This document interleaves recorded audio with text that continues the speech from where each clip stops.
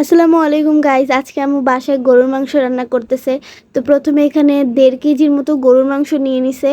এখানে হালকা চর্বিও আছে আর কয়েকটা হাড়ও আছে। এরকম মানে চর্বি, হালকা চর্বি সহ মাংস রান্না করলে না মাংসটা মজা হয়।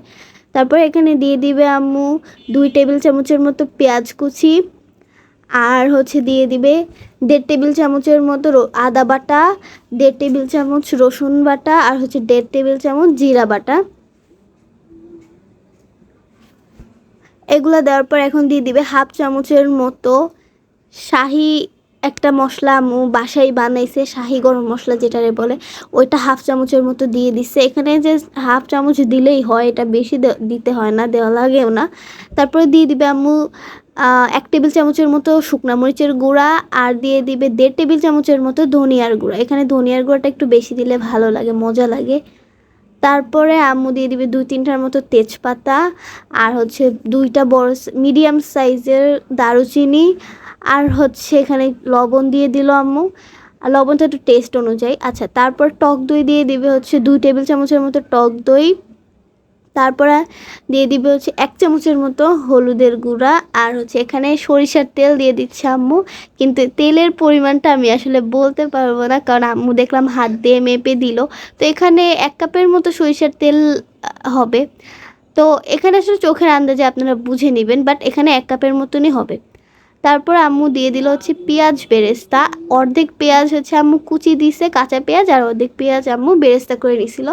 তারপর এখানে দিয়ে দিল 4-5টার মতো লবঙ্গ, আর 4-5টার মতো এলাচ দিয়ে এটা মাখায়া তারপর চুলায় বসিয়ে দিল।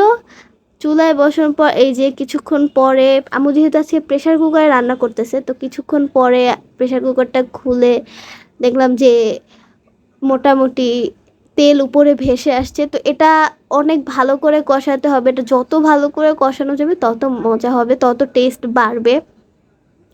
তারপর এটা আম্মু একটু পরপর খুলে খুলে ভালোভাবে নেড়ে নেড়ে ঝোল শুকিয়ে নিচ্ছিল, মানে কষায় নিচ্ছিল। তারপর এখানে আম্মু প্রেশার কুকার থেকে পাতিলে নিয়ে নিল। প্রেশার কুকারে ভালো মতো নাড়া যাচ্ছিল না, মানে মিক্স করা যাচ্ছিল না, তার জন্য আম্মু পাতিলে নিয়ে নিছে। তারপরে এই যে পাতিলের মধ্যে নিয়ে ভালোভাবে কষাইতে কষাইতে একদম ভুনা ভুনা করে ফেলতেছে। আর এইরকম গরুর মাংস আমাদের বাসায় সবাই পছন্দ করে, ঝোল ঝোল পছন্দ করে না আমাদের বাসায় কেউ।